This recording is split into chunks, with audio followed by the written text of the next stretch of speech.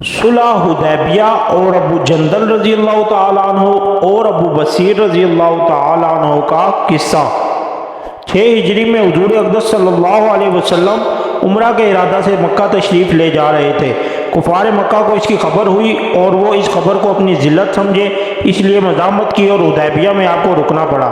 جہاں نثار صحابہ ساتھ تھے جو حضور صلی اللہ علیہ وسلم پر جان قربان کرنا فخر سمجھتے تھے، لڑنے کو تیار ہو گئے، مگر حضور صلی اللہ علیہ وسلم نے مکہ والوں کی خاطر سے لڑنے کا ارادہ نہیں فرمایا اور صلح کی کوشش کی، اور باوجود صحابہ کی لڑائی پر مستعدی اور بہادری کے حضور اکرم صلی اللہ علیہ وسلم نے کفار کی اس قدر رعایت فرمائی کہ ان کی ہر شرط کو قبول فرما لیا۔ صحابہ کو اس طرح دب کر صلح کرنا بہت ہی ناگوار تھا، مگر حضور صلی اللہ علیہ وسلم کے ارشاد کے سامنے کیا ہو سکتا تھا کہ جانثار صحابہ تھے اور فرما بردار، اس لیے حضرت عمر رضی اللہ تعالیٰ عنہ جیسے بہادروں کو بھی دبنا پڑا۔ صلح میں جو شرطیں طے ہوئی، ان شرطوں میں سے ایک شرط یہ بھی تھی کہ کافروں میں سے جو شخص اسلام لائے اور ہجرت کرے، مسلمان اس کو مکہ واپس کر دیں، اور مسلمانوں میں سے خدا نخواستہ اگر کوئی شخص مرتد ہو کر چلا آئے تو وہ واپس نہ کیا جائے۔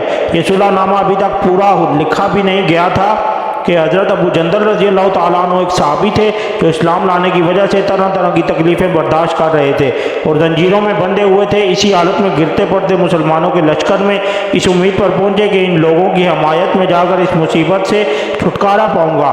ان کے باپ سہیل نے جو اس صلح نامہ میں کفار کی طرف سے وکیل تھے، اس وقت یہ مسلمان نہیں ہوئے تھے۔ فتح مکہ میں مسلمان ہوئے، انہوں نے صاحبزادے کے تمانچے مارے اور واپس لے جانے پر اصرار کیا۔ حضور صلی اللہ علیہ وسلم نے ارشاد فرمایا کہ ابھی صلح نامہ مرتب بھی نہیں ہوا، اس لیے ابھی پابندی کس بات کی، مگر انہوں نے اصرار کیا۔ پھر حضور صلی اللہ علیہ وسلم نے فرمایا کہ ایک آدمی مجھے مانگا ہی دے دو، مگر وہ لوگ ضد پر تھے، نہ مانا۔ ابو جندل نے مسلمانوں کو پکار کر فریاد بھی کی کہ میں مسلمان ہو کر آیا اور کتنی مصیبتیں اٹھا چکا، اب واپس کیا جا رہا ہوں، اس وقت مسلمانوں کے دلوں پر جو گزر رہی ہوگی اللہ ہی کو معلوم ہے۔ مگر حضور صلی اللہ علیہ وسلم کے ارشاد سے واپس ہوئے۔ حضور صلی اللہ علیہ وسلم نے تسلی فرمائی اور صبر کرنے کا حکم دیا اور فرمایا کہ عنقریب حق تعالی شان تمہارے لیے راستہ نکالیں گے۔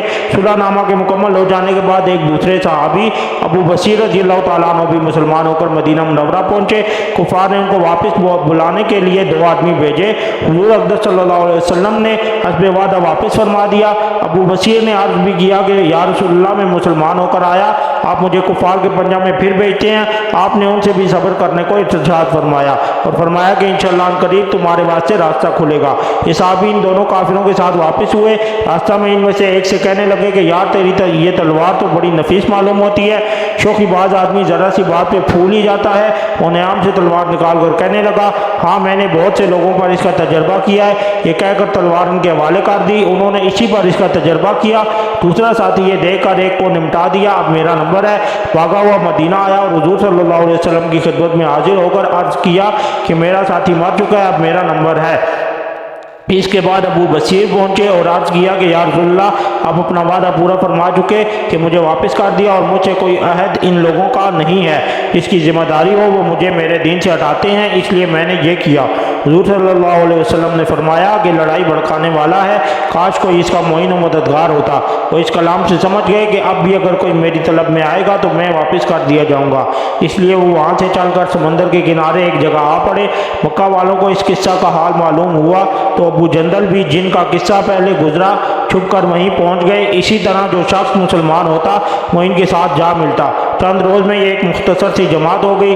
جنگل میں جہاں نہ کھانے کا کوئی انتظام، نہ وہاں باغات اور آبادیاں، اس لیے ان لوگوں پر جو گزری ہوگی وہ تو اللہ ہی کو معلوم ہے، مگر جن ظالموں کے ظلم سے پریشان ہو کر یہ لوگ بھاگے تھے، ان کا ناطقہ بند کر دیا۔ جو قافلہ ادھر کو جاتا اس سے مقابلہ کرتے اور لڑتے، حتیٰ کہ کفار مکہ نے پریشان ہو کر حضور صلی اللہ علیہ وسلم کی خدمت میں عاجزی اور منت کر کے اللہ کا اور رشتہ داری کا واسطہ دے کر آدمی بھیجا کہ اس بے شرعی جماعت کو آپ اپنے پاس بلا لیں کہ یہ معاہدہ میں تو داخل ہو جائے اور ہمارے لیے آنے جانے کا راستہ کھلے۔ لکھا ہے کہ حضور صلی اللہ علیہ وسلم کا اجازت نامہ جب ان حضرات کے پاس پہنچا تو ابو بصیر مرض الموت میں گرفتار تھے۔ حضور صلی اللہ علیہ وسلم کا اجازت نامہ ہاتھ میں تھا کہ اسی حالت میں انتقال فرمایا۔ فائدہ: آدمی اگر اپنے دین پر پکا ہو، بشرط یہ کہ دین بھی سچا ہو، تو بڑی سے بڑی طاقت اس کو نہیں ہٹا سکتی، اور مسلمان کی مدد کا تو اللہ کا وعدہ ہے، بشرط یہ کہ وہ مسلمان ہو۔